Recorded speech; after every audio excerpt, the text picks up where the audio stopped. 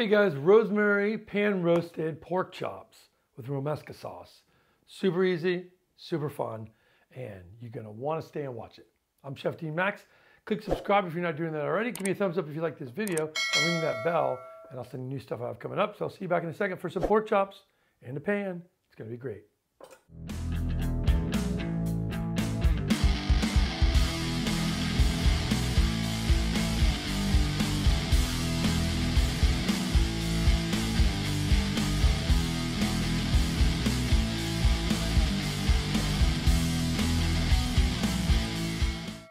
Okay, you guys, here we are. We've got very simple dish tonight. You come home, you got some pork chops.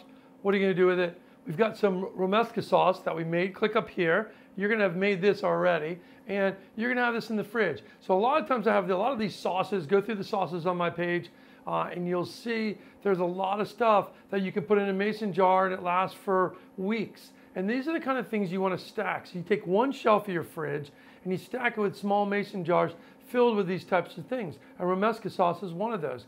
It lasts for quite a long time in the refrigerator, and it's something you can pull out. So you got back from work, you don't have a lot of time, you bought pork chops yesterday, you want to have them tonight, you don't know what to put with them, we're going to show you. So first thing I'm going to do is I'm going to start a pan getting really hot over here. I let it get warm first. So you always, when you're doing pan sauteing, cast iron is really good for meat like this, okay? And I let the pan get hot first. Once the pan's hot, then I go ahead and put my oil in. You don't put your oil in at the same time you have a cold pan because it tends to overheat the oil. Okay, so we want to do that. I'm just going to do one pork chop tonight. So I'm going to take my just regular pork rack chop, and I'm going to put salt on that. Nice bit of salt. Pork and salt are definitely, you know, super good marriage, right? A lot of times people will pre-marinate their pork chops, but I'm gonna I've patted them dry, and that's why you see a paper towel in here, okay? So I pat that dry like this, and I put some salt and cracked pepper on there. Now, I wanna wait till that gets really hot, okay? And then, I've got some rosemary here. I'm not gonna put the rosemary in yet. Actually, I will actually put it in the sides here, get a little flavor of rosemary going on. Those ones are gonna tend to burn a little. That sparkling is water because I did wash my rosemary. That's going to tend to kind of warm the pan up. Now, if you wanted to put some garlic cloves in, you could do that too. You just turn them around so they don't burn, but leave those whole and let them flavor the oil. Okay. Now, I'm going to put my pork chop in there, right in the center. I'm going to give it a little bit more oil to start. Okay. Now, the same time I do that, I'm going to make a little room here. Put this piece of rosemary over here. And I've got a piece of cabbage. Now the cabbage I had left over for making tacos, and I've cut the cabbage. I had a quarter head of cabbage. So this is gonna make a nice piece of cabbage for two people. And I'm just gonna lay that in there like that.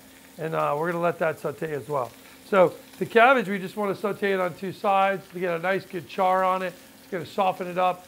You can eat cabbage raw, you can eat cabbage cooked, you can eat cabbage in between the two. But I love putting a nice golden char on cabbage. On the grill, anything like that works really nice. So I'm gonna add a little bit of olive oil on top of that too. And let that cook and absorb some of that oil. Okay, I'm not gonna worry about salting that yet. I can salt it once I flip it around a little bit. And then we're gonna let this cook. It's gonna take about 4 minutes on this side, so I'll see you back in around 4 minutes. We've cooked this about 4 minutes now.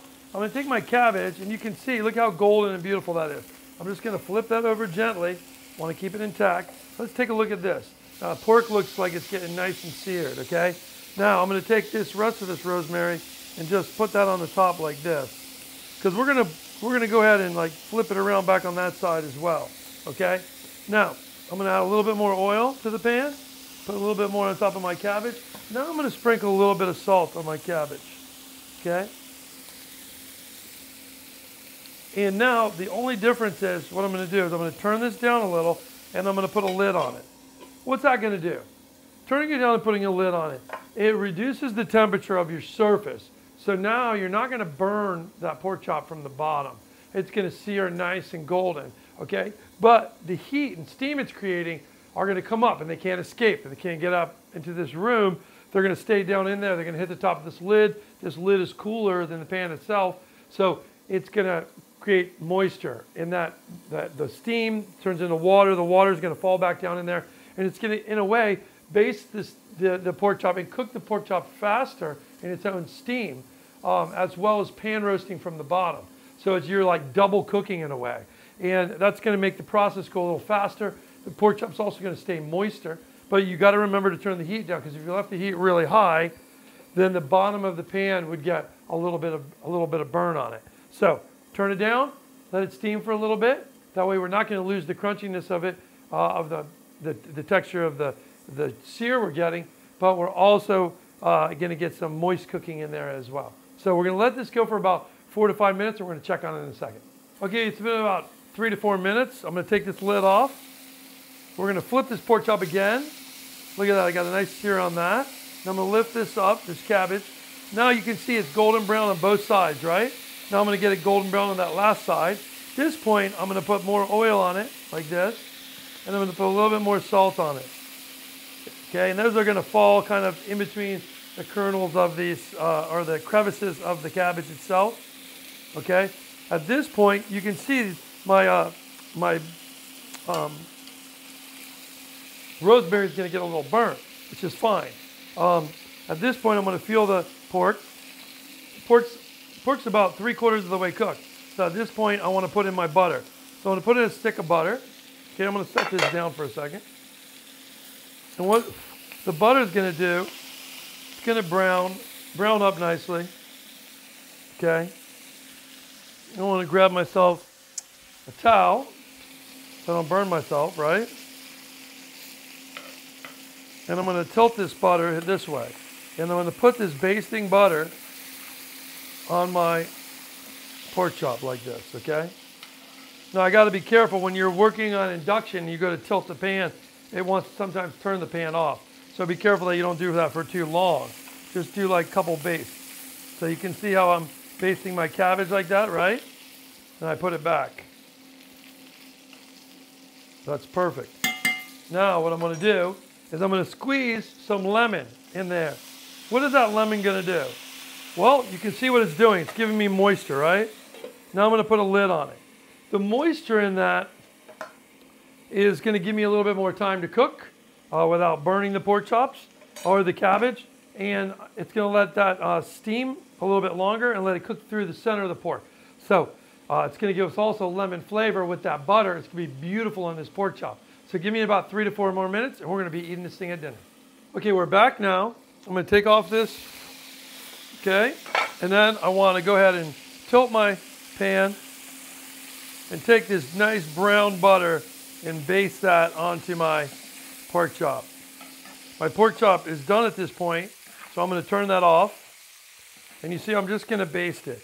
This really hot butter is turned brown. What does that make? Beautiful brown butter. How great is that? Wonderful brown butter. And we baste it. Look how beautiful that is, right? It's going to have the flavor of the lemon in there. Wonderful. And then I'm going to put a little bit on the cabbage too. Share it a little bit. That beautiful butter on there. It's fantastic. This cabbage, you can see, it has a nice char now. It's going to be amazing. So let's fix this up here. Move my stuff around a little bit. Okay. I've got my plate here. Okay. And I'm going to let that rest. So what I would say is don't put this right on your plate, because right now the pork chop's cooked. But right at the bone of that pork chop is where it tends to be the least amount cooked. So we want to let that sit and get that nice and cooked to the bone, if you will, but very gentle. I'm going to go ahead and drain some of the excess butter off of this. It's on the cabbage. Put it on the plate here. Looks beautiful, right? Oh, you know, when we take brown butter, when we put lemon in it, I know people love that with fish, right? With beautiful Dover sole. It's an old traditional dish with that brown butter like that. Amazing combination, right? But I'll tell you what, it's great. Lemon butter like on pork like this is incredible flavor too. So I'm just going to let this rest like this, basting it with the butter until it fully cools off. And at that point is when we're going to take it out of the pan and put it in to finish our dish, okay? So baste it like this, and always let this meat rest for a little bit. See how you don't hear a lot of noise now, right? It's done sautéing. And if you look at this sauce, and I can put a little of this butter on the plate for you and see. You see that? It has like a beautiful brownness to it with the specks of lemon in there. At this point, we can do it either way. We can flip it over. You can flip it over on this side, where you're going to have those beautiful golden pieces of rosemary cooked on there, right? It's really nice like that, right? Look at that. And now, on the side of this, we're going to take our romesco sauce. Now, this romesco sauce we made from pepper and tomato, little chilies, almonds, beautiful sauce, right? And we're just going to want to put a wonderful spoon of that right on the side, because that's fresh, peppery, tomatoey. It's just going to go really nice as a dipping sauce with both of these. So at this point, that's it. It's fantastic. It looks beautiful. Okay, here I'm going to take a little piece of this pork like this. Look how nicely that is cooked, right? And a little bit of this romesco sauce.